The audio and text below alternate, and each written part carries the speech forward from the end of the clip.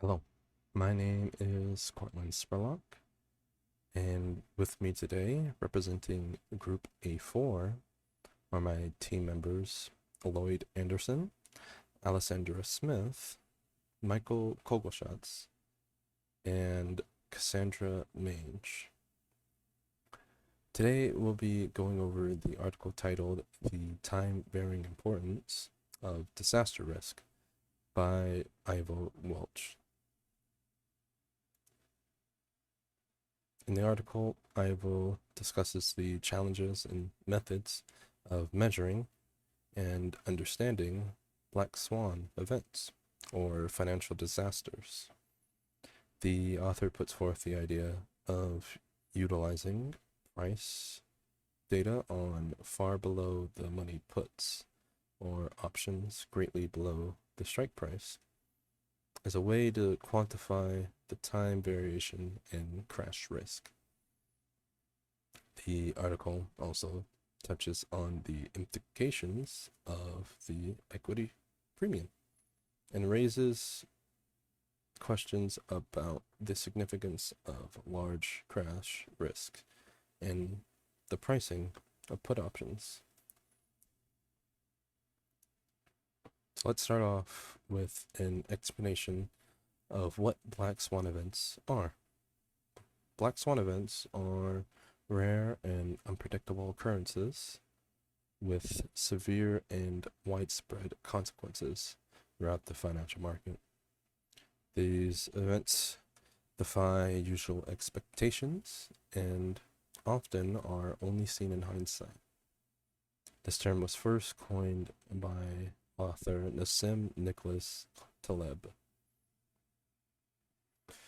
Some examples of black swan events include the 2008 financial crisis, the COVID-19 pandemic, which disrupted or completely halted many markets, and finally, Brexit, which has left a lasting impact on European financial markets.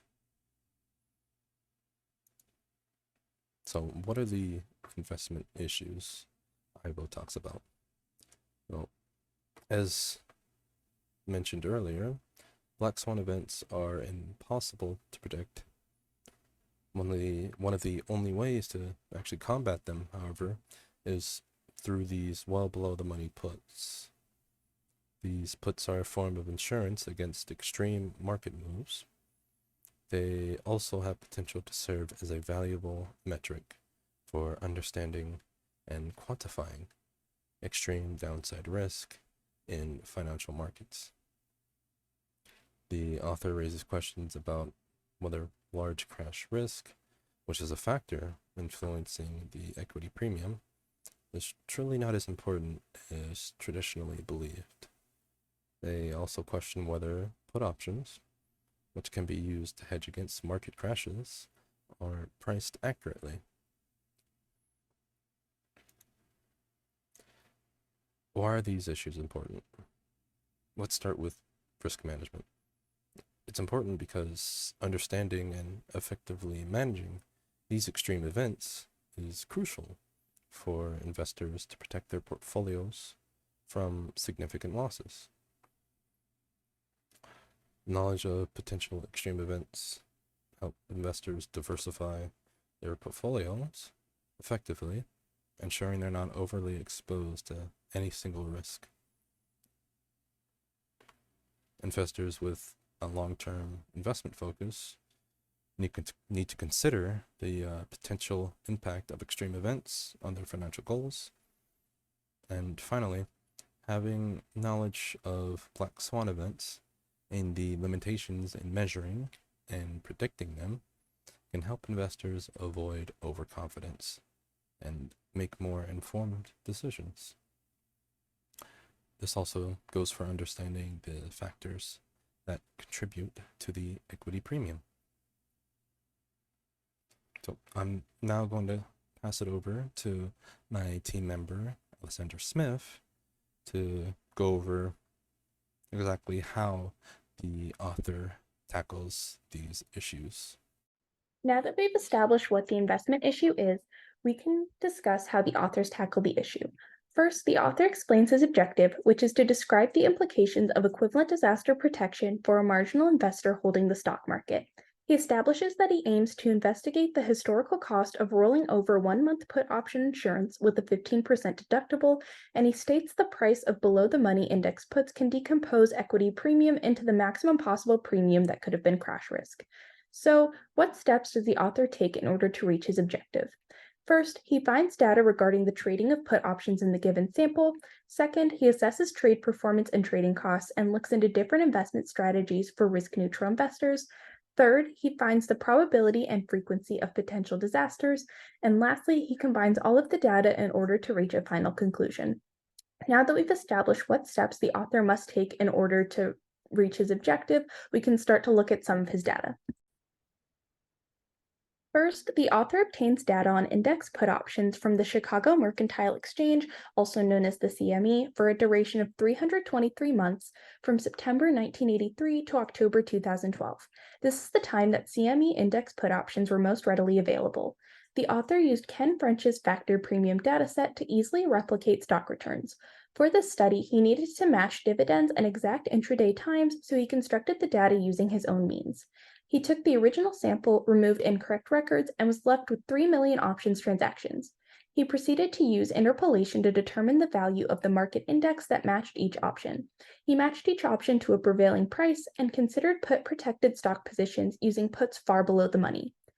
Figure 2 shows implied volatility of options with a strike price at the money as well as 15% below the money.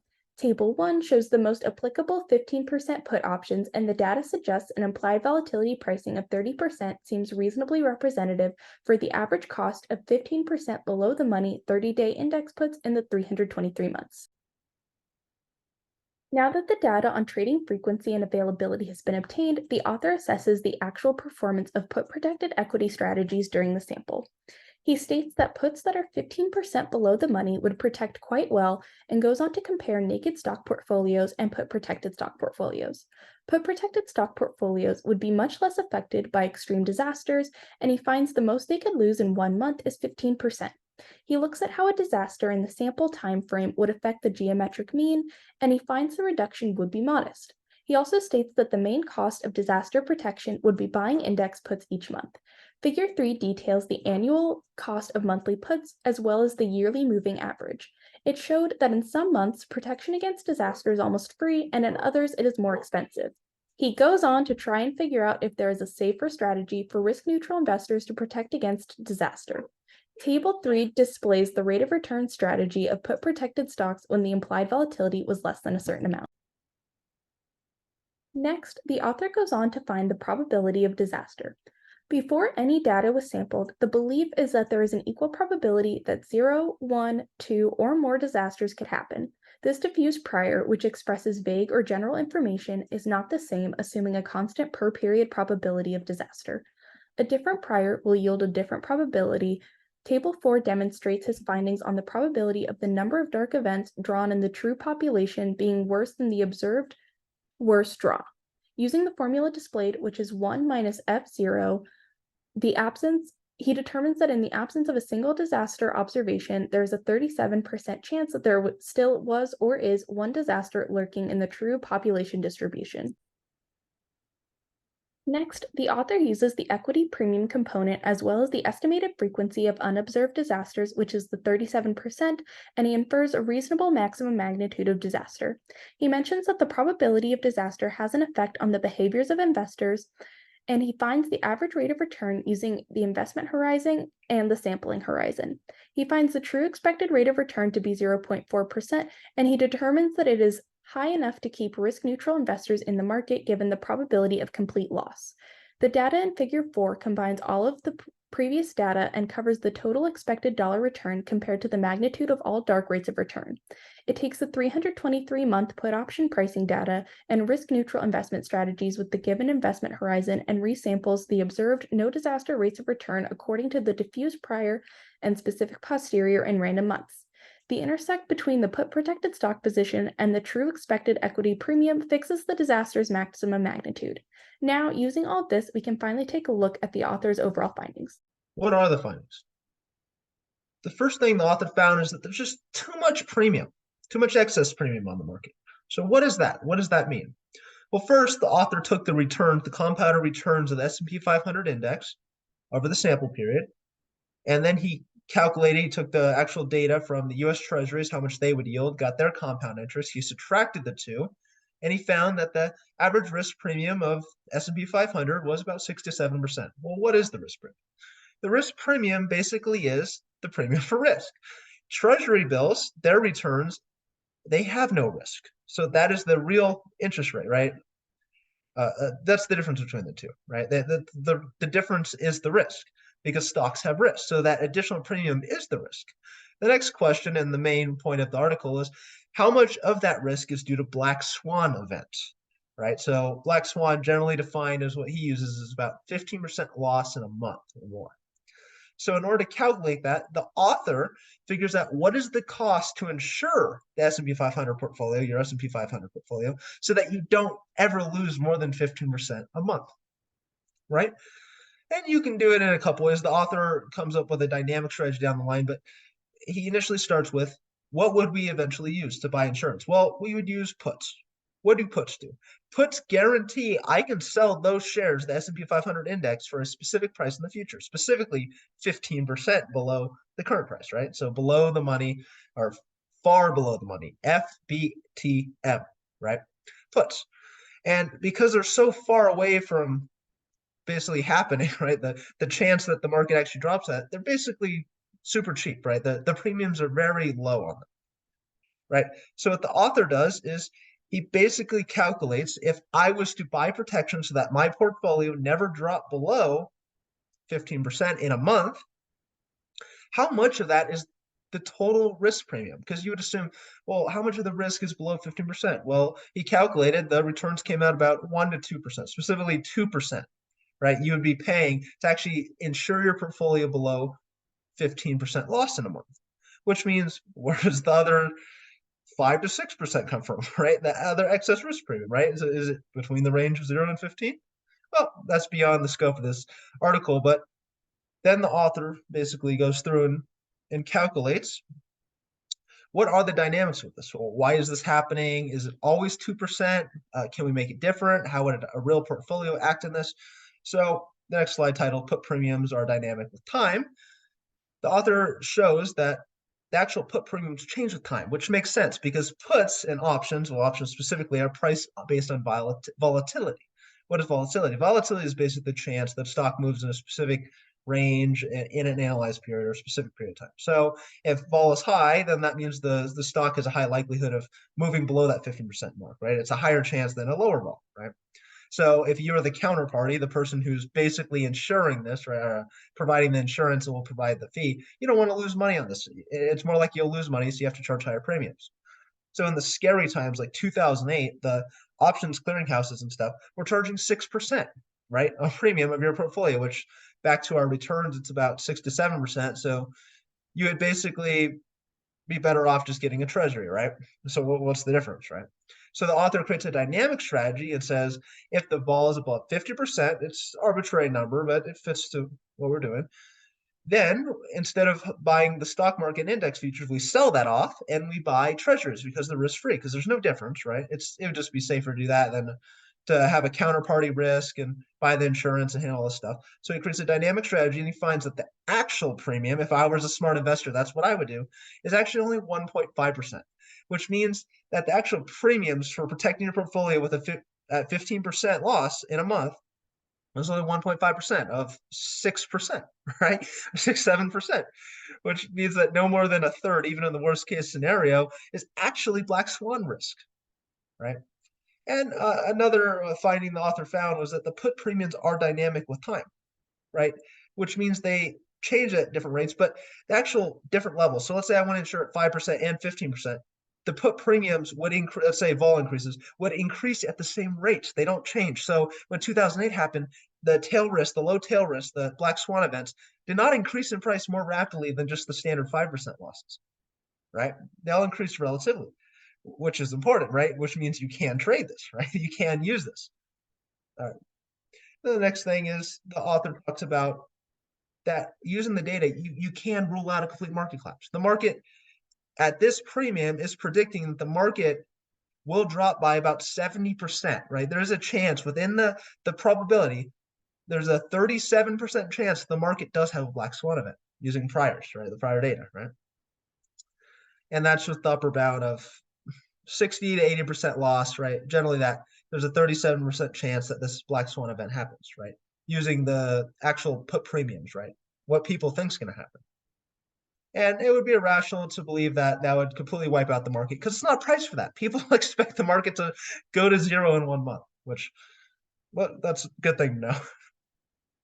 And then further findings, disaster fears and probabilities vary by time, which makes sense, right? The premiums change based on vol, which the cost changes, and the difference with the premiums. So like in 2008, the premiums are 6%, which then you would rather buy treasuries, right? You want to even hold the shares or equities. Second, disasters are rather conjured rather than measured, which basically what the author is trying to say. He's basically making the point that investors are their own worst enemies. Is that we're not measuring these events. The disasters themselves are more in our heads. Basically, the market is more about fears, right? It's not a quantitative thing. These events and the data they have. But his data is quantitative, right? So he's basically showing that the market's not priced properly, which leads to the following questions.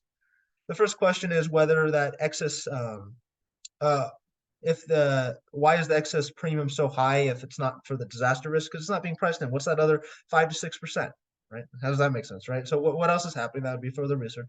Another question is whether a large market crash is not important to investors, right? They don't have the rational fear, or that there's a market issue in the put options market. There's the counterparties offering too low of premiums, right? They should be charging more premiums because it could happen, right? They're not pricing it properly. Well, that's about it. Thanks. I'm Lloyd Anderson. Bye. What are the implications of a black swan event to investors and investment professionals? A black swan event in finance can have significant implications for investors. These events are characterized by their unpredictability and the severe consequences that they have on the financial markets. Here are some implications that the investors may face. Volatility. It cannot be predicted beforehand, though after the fact, many falsely claim it should have been predictable. Black swan events can cause catastrophic damage to an economy by negatively impacting markets and investments. But even the use of robust modeling cannot prevent one of these black swan events. Black swan events often lead to increased market volatility with sharp and sudden price fluctuations. This can make it challenging for investors to make informed decisions and can result in increased uncertainty and risk. Black swan events can be characterized and are characterized by their extreme rarity, severe impact, and the widespread instance in which the obvious in hindsight. Another big implication is risk. The influence of black swan events on the world of finance is negative. As a rule, it leads to financial markets falling. Stock indices, stock quotes, crude oil, as well as precious metal prices all head downward during a black swan event. Markets become illiquid, making it challenging to buy or sell assets. Investors may find it difficult to access their investments, leading to further losses. The graph below speaks on the 2008 financial crisis, which was a black swan event. Risk management models and strategies can be ineffective in the face of a black swan event, as many risk models are based on historical data, which may not adequately capture the tall risk associated with such events.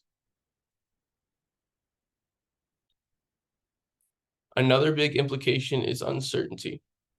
Reliance on standard forecasting tools can both fail to predict and potentially increase vulnerability to black swan events by propagating risk and offering false security. Black swan events can cause significant losses for investors, as asset prices may plummet or entire sectors may be negatively affected. Investors who do not adequately prepare for such events may experience a decline in the value of their portfolio. It's crucial for investors to be prepared, maintain a long perspective, and adapt their investment strategies to navigate through the uncertainty caused by these black swan events.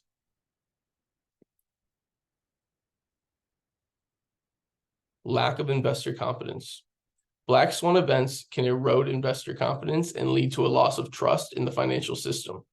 This can result in panic selling and a general aversion to risk, which further exacerbates market volatility. While black swan events can be detrimental to many investors, they can also present opportunities for those who are well prepared and have a contrarian mindset. Investors may need to reassess approach to risk in considering incorporating more robust risk mitigation techniques, such as diversification, hedging, or using alternative investment strategies. They can have wide-ranging implications for investors, such as increased market volatility, potential losses, and a reassessment of risk management. However, they also present opportunities for strategic investors to lead regulatory and policy changes. It is crucial for investors to be prepared, maintain a long-term perspective, and adapt to their investment strategies to navigate through the uncertainty caused by these black swan events. Long-term investment consideration. Black swan events serve as reminders of the importance of a long-term investment approach. Investors who focus on investment goals and maintain diverse portfolio are generally better positioned to weather the storm and recover from the impact of a black swan event. It's important to note that while black swan events are rare, they are not impossible, and investors should be aware of the potential risk and take measures to mitigate them, such as proper diversification, risk management, and staying informed about potential signs of systematic risk in the financial markets. Additionally, seeking the guidance of financial professionals and staying disciplined in their investment strategies can help investors navigate a black swan event much more effectively. Thank you. My name is Cassandra Mange, and I will be talking about the critics of the investment strategy. This data is not enough to disentangle time-varying fear of disasters from time-varying fear of disasters probabilities, but the data can understand whether disaster models can explain at least some of the time variation and prices of the money that has been put to the insured. Although disaster models that cannot explain the time variation are possible, they don't seem plausible. They would have to rely heavily on negative correlation between fear and probability. A major question that was asked is if large crash risk is really important, or are put options too cheap? Now, potential improvements. Another way to calculate the magnitude is to compare the expected rate of return on the put and with its monthly costs that are rolling over. Black swans have received so much attention in both the popular press and the academic press compared with sampling uncertainty. Only one can be answered at a time. Disaster fears and probabilities are evidently more important in some years than in others. Another answer is that disasters have often been conjured rather than measured, which gives freedom to speculate about all sorts of financial phenomena. Investors could fear real imaginary disasters one day, but not the next. Without this measure, given the extremely low incidence of the black swans, such as claims have been hard to argue.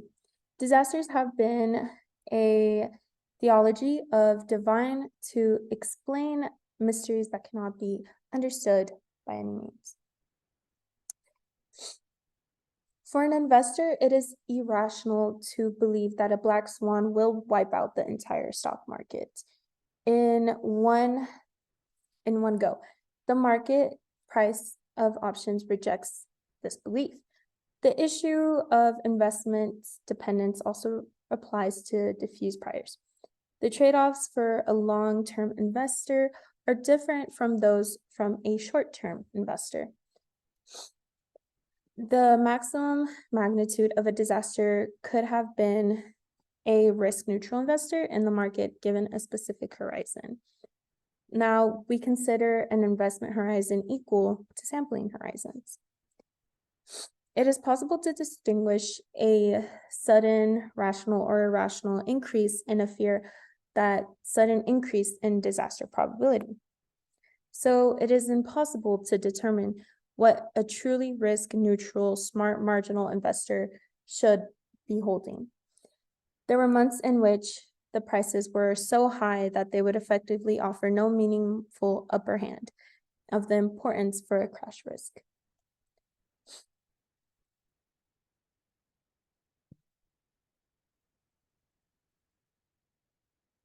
The probability of a disaster has a counterintuitive effect on behaviors with investors. Now, there is a disaster probability, even risk-neutral investors cannot ignore the investment. Now, an investor who plans to be in the market for 1 year would have a different trade-off than an investor that has been in the market for 10 years. So it all depends on the experience each investor has and the amount of time that they have gone in the market. Perhaps more surprisingly, in the disaster, both of them are gamblers and they're trying to see which they prefer and if they prefer the long-term run or a short-term run. Now, it is correct that the possibility function does not depend on the number of samples. Right? The original question of bounding disaster components is equity premium now is a small risk neutral investor could have not done a safer strategy with Black Swan. They have put the protection on cheap stocks when exciting in the market. And the stock market altogether puts a protection and becomes too expensive when they have required the sophistication. Now, at times the disaster probabilities with the fears insuring against them have been very expensive to the investors. And the strategy for an unimproved disaster protected equity performance wouldn't be blindsided for these inputs. And so that concludes our presentation.